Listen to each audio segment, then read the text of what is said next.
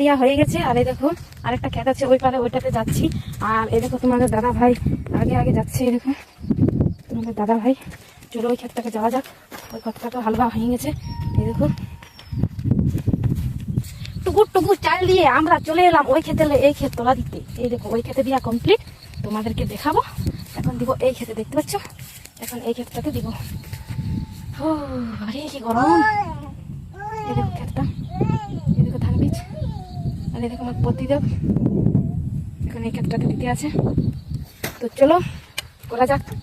এখন বুঝাচ্ছে চাষের কাজে কত কষ্ট। মিঠাই মিঠাই তোমাদের দাদা ভাইকে আমি গালি করে, ও তুমি কি যে করো, ক্ষেতটা যায়নি। এখন বুঝছি ক্ষেতটায় আমি আসিনি, যে তোমাদের দাদা ভাই কি যে করে। এখন তোমাদের দাদা ভাইকে প্রচন্ড গালি। এই দেখো করছে ওর মনে মনে অনেক রাগ হচ্ছে, বুঝছে দেখ দেখ কেমন লাগে বলছে।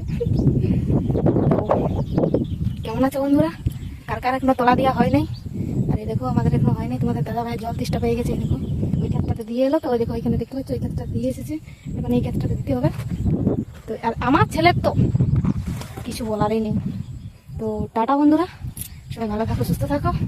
এখন এটা বাকি আছে, মাথায় টেনশন লাগছে। এখন এটা এখন কতক্ষণ মানে কমপ্লিট করতে পারি।